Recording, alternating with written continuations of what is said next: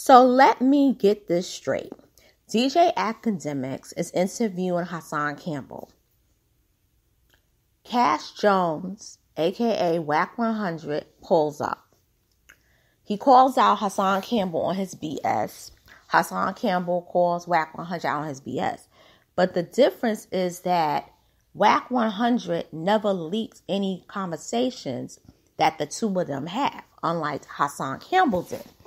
Hassan Campbell gets upset because Wack 100, rightfully so, basically checks him and says, "You about to have problems." He said, "I'm not going to necessarily go to the cops, but I'm going to get your channel taken down. I'm going to get your channel taken down, and rightfully so.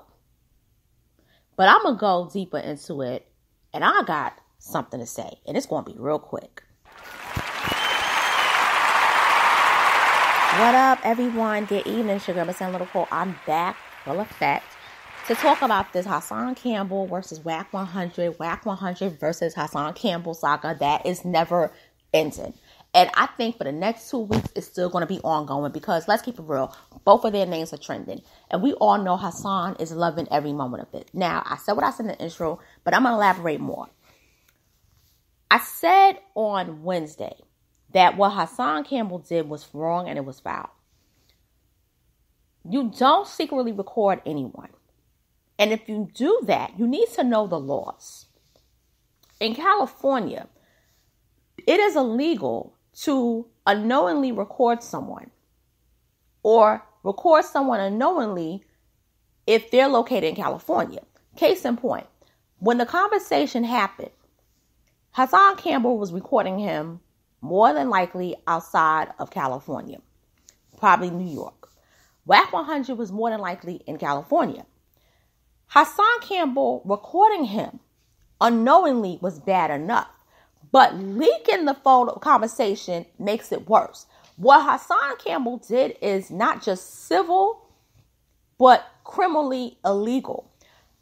Wack 100 can definitely sue him. Now, he's not saying that he's not going to sue. But, like, trying to get him arrested, Wack 100 says, "Nah, I'm not going to do that." But he's telling him so many words, it's over for you, dude. It's over for you. Now, Hassan Campbell is fronting like, he ain't scared. Dude is shook. Because when he mentioned that your channel's going to be taken down, that has him scared. See, without the channel, Hassan Campbell really doesn't have anything tangible. And I said the channel, in terms of the payments, it's not in his name. But it boasted his ego because it gave him something that he's proud of because he built the channel on his, well, not really on his own. He had to help him legally. But he really built the brand to where with his name alone and the attachment of Africa Bambaataa, it made people interested. Now, it is true. He never made money and he didn't know that he could make money from it until like 4 years ago. And that was with Press One, Kev Gills told him that. But then they had the falling out because of the whole Heavy D comment, which made the whole world turn on him. Now, I said at the time I wasn't watching Hassan, so I didn't find this out until like a year ago. Now, here's the thing about this whole situation. Hassan Campbell, you put yourself into something that had nothing to do with you.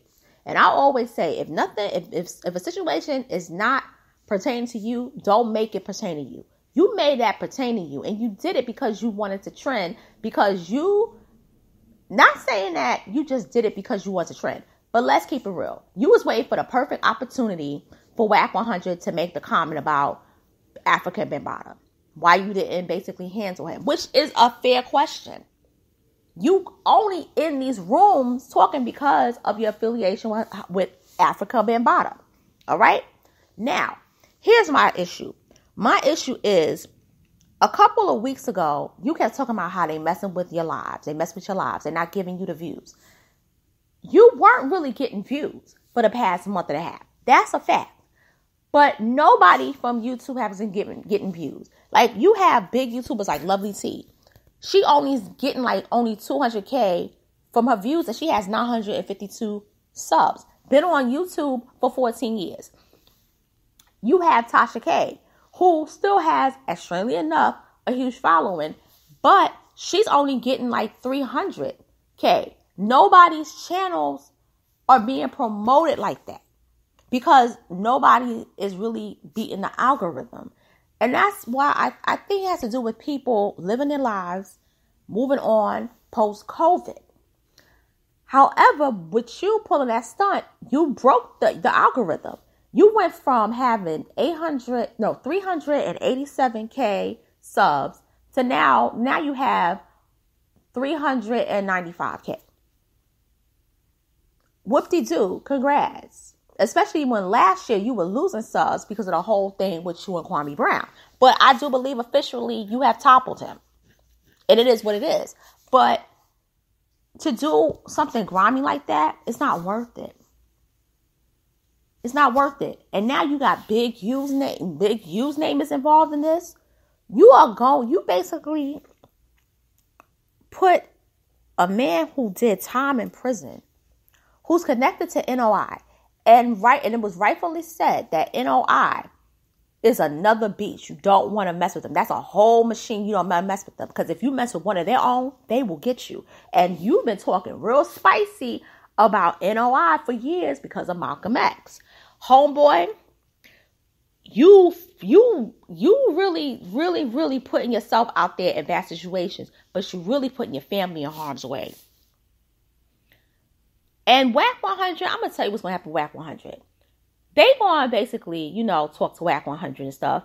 But because what Wack 100 said, he didn't say it in public. He didn't know he was recorded. His repercussions ain't going to be so bad.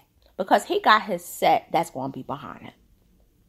You don't really have a set. You make enemies everywhere. How many people really got beef with Wack 100 compared to how many people really got beef with you? Ask yourself that. And that's for everyone out there. Like, do the measurements. And you will see Hassan's list of beefs with people is long. And with that being said, I'm signing off. Thank you for listening, and good night.